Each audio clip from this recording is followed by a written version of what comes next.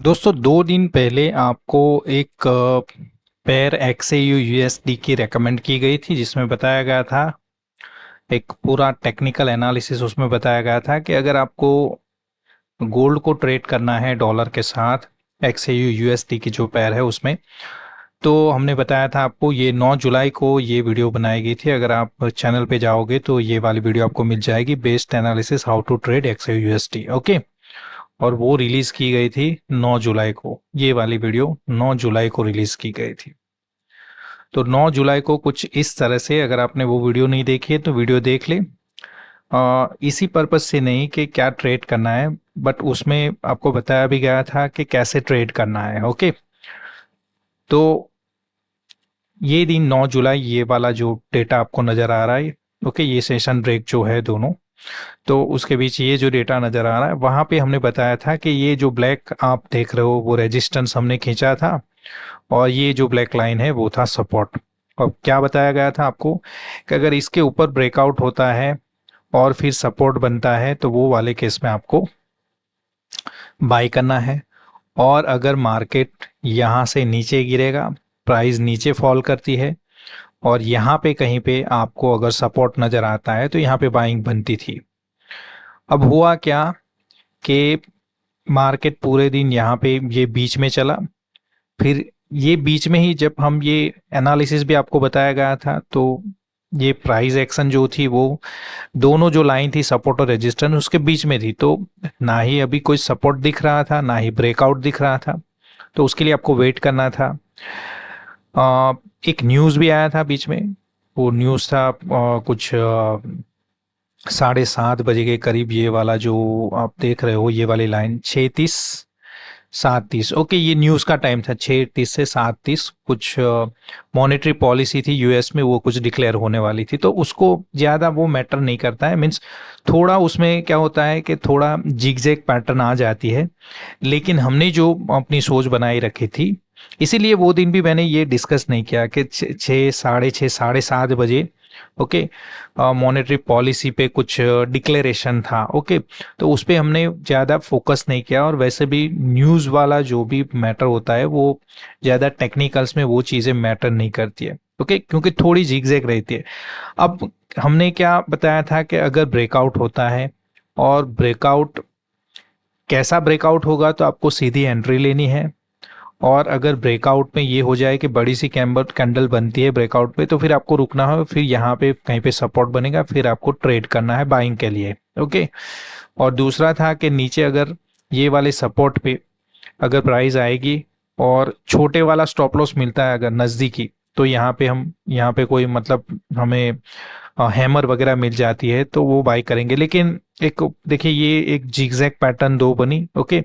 Then ये बड़ी candle बनी, और ऑलमोस्ट जहाँ पे हमारी प्राइस थी जब हमने सोचा था कि ऐसा कुछ करना, वहीं पे करीब ये प्राइस आ गई। ये वाली कैंडल बनी तो सही, ओके, उसका लो भी नजर आ रहा है। तो यहाँ पे आप एंट्री ले सकते थे, लेकिन जनरली इसे अवॉइड करना था। जिस हिसाब से हमने बताया था, इसको अवॉइड करना है। ओके। क्योंकि ऑलरेडी प्राइस इतनी ऊपर चली गई है। तो उसका मतलब नहीं है कि यहाँ पे जाके, यहीं से तो हमने ये पूरा जो सपोर्ट और रेजिस्टेंस अपने प्लॉट किया था, और यही सोचा था कि प्राइस नीचे मिलनी चाहिए या फिर ऊपर ब्रेकआउट अच्छे से होना चाहिए। अगर ब्रेकआउट होता है और कैंडल बड़ी होती है तो फिर रिट्रेस होने का वेट करेंगे, और यहाँ पे कहीं पे सपोर्ट बनेगा।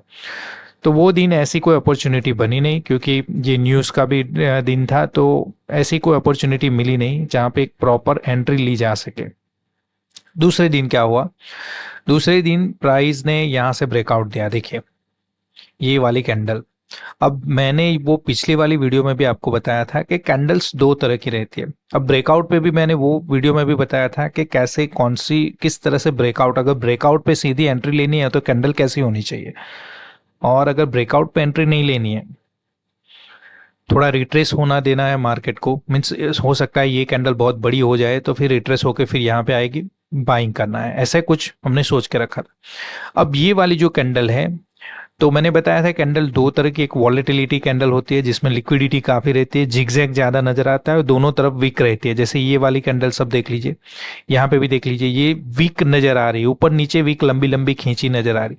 अब जैसे यहाँ पे भी देख लीजिए, जब ब्रेकआउट हुआ था तब भी ऐसी पैटर्न बनी थी। 4 1 आवर की कैंडल ऐसे ही बनी थी, जो चारों क्या बता रही थी कि इसमें लिक्विडिटी ज्यादा है, वॉलेटिलिटी ज्यादा है, तो इसमें ट्रेड ही नहीं बनता। फिर एक कैंडल आई, उसने ब्रेकआउट दिया। अब ये यहाँ ब्रेकआउट पे आपको एंट्री लेनी थी, ये एंट्री हमने बता भी दी है, एंट्री ले ली। ओके, ये एंट्री ले ली यहाँ पे। ओके, यहाँ पे एंट्री बनती है। क्यों? क्योंकि ये वाली जो कैंडल है उसमें वीक नहीं है ऐसा नहीं है, लेकिन उसकी बॉडी भी देखो, ये मोमेंटम कैंडल है, इसे मोमेंटम कैंडल बोलते हैं। दो तरह की कैंडल होती है, एक होती है वॉलेटिलिटी कैंडल, ये सारी जो नजर आ रही है आपको बड़ी बड़ी वीक होती है। ओके, और उसकी बॉडी छोटी होती है, तो वो वाले केस में उसके वॉलेटिलिटी कैंडल कंसिडर करते हैं। अब यहाँ पे भी बड़ी कैंडल है, लेकिन उसकी वीक भी ऑलमोस्ट उसकी बॉडी से दुगनी हो जाती है, तो वो वाले केस में वो वॉलेटिलिटी कैंडल है, इसमें आपको एंट्री नहीं लेनी। लेकिन ये वाली जो कैंडल है, इसमें भले ही ऊपर की वीक भी नजर नहीं आनी चाहिए, लेकिन थोड़ी मुझे लगा कि ये ठीक है, यहाँ पे एंट्री हो सकती है। ओके, एंट्री यही थी, एंट्री यही थी, और ये एंट्री अगर आपने ली है। ओके, ओके, ब्रेकआउट के लिए हमें रुकना था, ब्रेकआउट तो हो गया।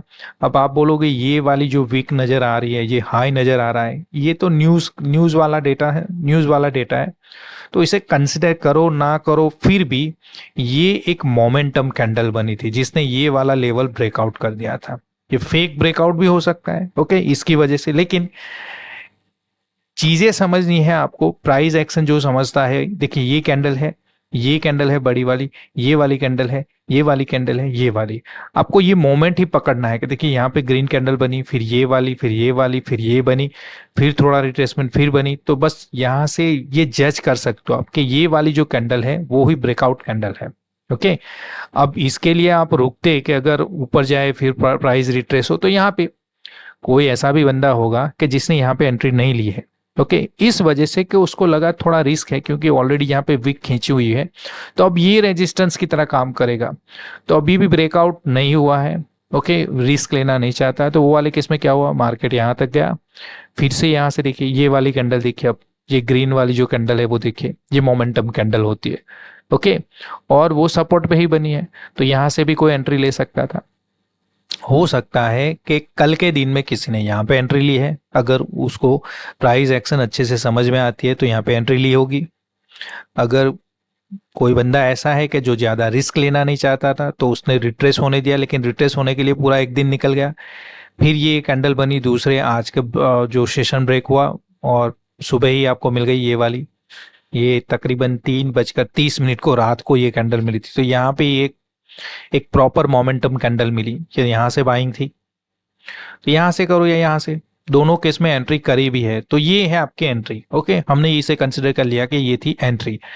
अब स्टॉप लॉस के लिए क्या होगा, स्टॉप लॉस के लिए ये कर सकते हैं कि जो भी कैंडल में आपने एंट्री ली है उसके नीचे का रिसेंट हाई प्रॉपर हाई नजर आना चाहिए। ओके, हाई लो थोड़ा होना चाहिए, जैसे ये लो था और उसका हाई लो ये वाला था, तो ये वाली जो कैंडल है ग्रीन वाली, उसका जो लो है उसमें एटीआर, हम एटीआर इंडिकेटर लगाएंगे, और एटीआर इंडिकेटर में जो भी वैल्यू मिलती है ये इसके लो में से घटाएंगे तो यहाँ पे कहीं पे हमारा stop loss, short stop loss किसके लिए, जो कम रिस्क लेना चाहते हैं। अगर प्राइस यहाँ से गिर भी जाती है तो वो वाले केस में बस इतना स्टॉप लॉस लेना है, बड़ा स्टॉप लॉस नहीं रखना है, तो ये भी रख सकते हो आप। तो पहला स्टॉप लॉस हमने शॉर्ट स्टॉप लॉस ये बताया हुआ है, जो जनरली नहीं रखना चाहिए। ओके, आप मीन्स 2 3 4 5 10 दिन के लिए भी ट्रेड बनाना चाहते हो, तो वो वाले केस में ये वाला स्टॉप लॉस नहीं रखना है। ओके, ये वाले केस में स्टॉप लॉस ये रहेगा। ओके, जो लो रहेगा, ओके, ये वाला लो कंसिडर होगा, वो वाले केस में ये वाला लो कंसिडर होगा, और उसमें से एटीआर की वैल्यू घटाई गई तो ये वाला, तो दो स्टॉप लॉस है आपके पास, एक लॉन्ग स्टॉप लॉस भी रख सकते हो, शॉर्ट जब लॉन्ग रखोगे तो आपका मीन्स आप बड़ा प्रॉफिट चाहते हो, मीन्स लंबे वक्त के लिए आपको मार्केट में बना रहना पड़ेगा, पोजीशन को होल्ड करना पड़ेगा। और शॉर्ट रखोगे तो समझिए आपको पोजीशन लेनी है और अभी के लिए टारगेट अचीव हो गया और भागना है। यहाँ पे स्टॉप लॉस होगा, यहाँ पे एंट्री होगी, तो उसके हिसाब से 1:1.5 या 1:1 भी रखते हैं कई लोग, तो उसके हिसाब से ये आपका टेक प्रॉफिट तो मिल गया था ये वाले स्टॉप लॉस के हिसाब से। ओके, अगर ट्रेल करना है तो ट्रेल कर सकते हो, लेकिन मेरे हिसाब से ये वाला स्टॉप लॉस होना चाहिए। ओके, और यहाँ से ये कंसिडर करेंगे तो 2371 की प्राइस है और स्टॉप लॉस है 2343, तो ये ऑलमोस्ट हो जाता है 28 का हो जाता है। ओके, 28 का स्टॉप लॉस हो जाता है, 40 और 30, हाँ 28 का स्टॉप लॉस हो जाता है ये। ओके, तो 28 का स्टॉप लॉस रहेगा तो उसके हिसाब से आपका होना चाहिए 42, आपके पॉइंट्स जो होने चाहिए वो 44 आपका टेक प्रॉफिट होना चाहिए। ओके, 1:1.5 के हिसाब से जाओगे तो ये होना चाहिए। जैसे यहाँ पे एंट्री ले लिया आपने, चलिए हम वो आपको बता भी देता हूँ मैं वो कैसे करेंगे। जैसे लॉन्ग वाला ऑप्शन है, लॉन्ग पोजीशन, हमने यहाँ पे एंट्री ले ली, समझ लीजिए ये एंट्री है, ये है हमारा स्टॉप लॉस 28 के करीब, देखिए स्टॉप लॉस। ओके, 28 पॉइंट्स है। ओके, मैं डॉलर या पिप्स की बात नहीं कर रहा हूँ। अब थोड़ा इसको, ओके, अब ये होना चाहिए 1:1.5, तो होगा आपका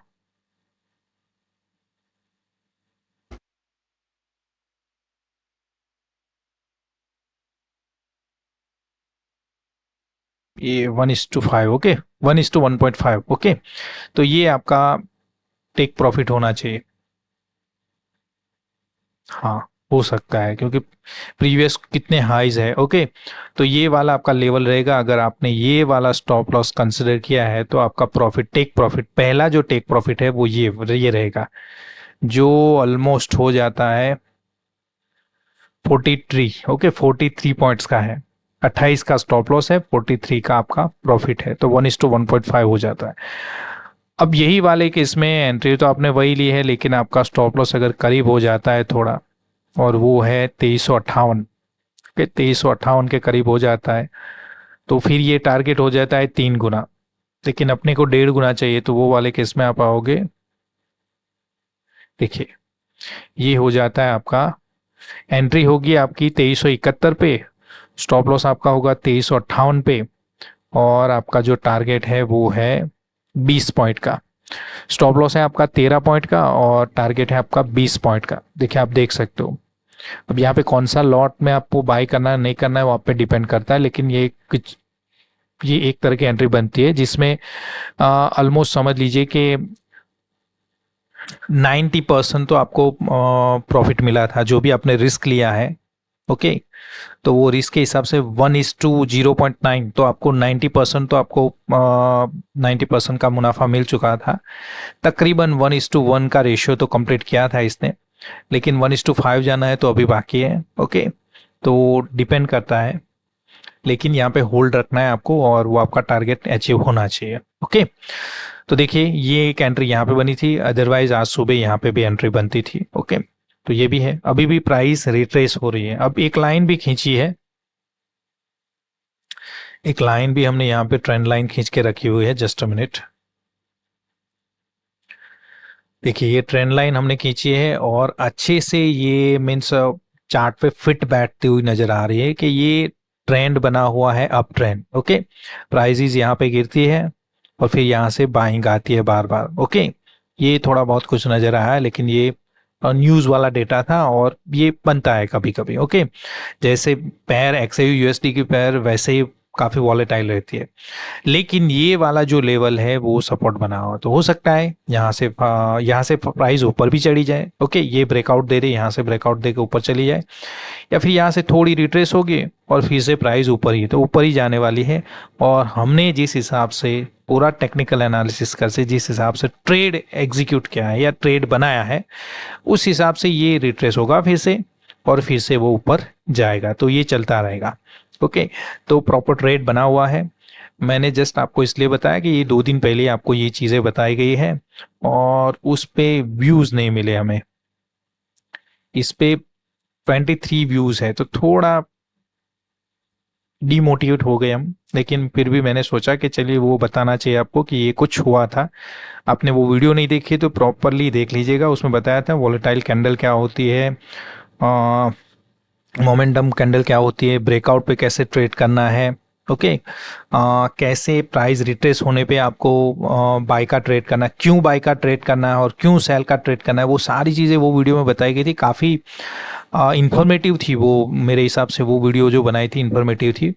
और आज की वीडियो बस जस्ट आपको बताया कि देखिए ये इस हिसाब से काम करता है, जो चीज़ें बताई गई थी उसी हिसाब से काम करता है और उसी हिसाब से ये चीज़ें हो रही है। हालांकि कई बार ऐसा भी होता है, अब मार्केट की अपनी मूवमेंट होती है, इसीलिए स्टॉप लॉस भी आपको बताया गया है कि स्टॉप लॉस ये रखना है। ओके। अब डिपेंड करता है लंबे वक्त के लिए मीन्स आप रुकना चाहते हो, वीक के लिए, 2 वीक के लिए, तो फिर ये वाला स्टॉप लॉस था। इन आप चाहते हो 1 2 3 दिन में मुझे बस बहुत हो गए, तो वो वाले केस में आपका स्टॉप लॉस ये रहेगा और उसी के हिसाब से आपको बस अपने अगर एंट्री ली है तो ठीक बात है, जिन लोगों ने देखा था और एंट्री इस तरह से ली, अगर नहीं ली है एंट्री तो फिर आपको देखना चाहिए कि कुछ चीज़ें आपको समझाई गई थी जो आपके लिए काफ़ी यूज़फुल थी। चलिए ठीक है, तो अगर आपको लगता है कि ये जो वीडियो है वो आपके लिए यूज़फुल रहा, पिछले वाली वीडियो नहीं देखी तो उसे ज़रूर से देख लें। ओके, अपने दोस्तों के साथ भी उसे शेयर करें। और अगर अच्छा सपोर्ट मिलता है आपकी ओर से, ये व्यूज़ के पॉइंट ऑफ व्यू से मैं बात कर रहा हूँ, तो वो वाले केस में और भी बेहतरीन वीडियो आएगी जिसमें आपको रिकमेंडेशन दी जाएगी कि क्या कर सकते हो, कौन सी वाली फॉरेक्स की पैर में, निफ्टी बैंक निफ्टी में भी कभी वीडियो बनाई जाएगी, स्टॉक्स वगैरह में भी। लेकिन देखते हैं कि आपका रिस्पॉन्स कैसा है। तो अगर वीडियो अच्छी लगी तो प्लीज़ वीडियो को लाइक करें, शेयर करें और जरूर से चैनल को सब्सक्राइब करें। Thank you so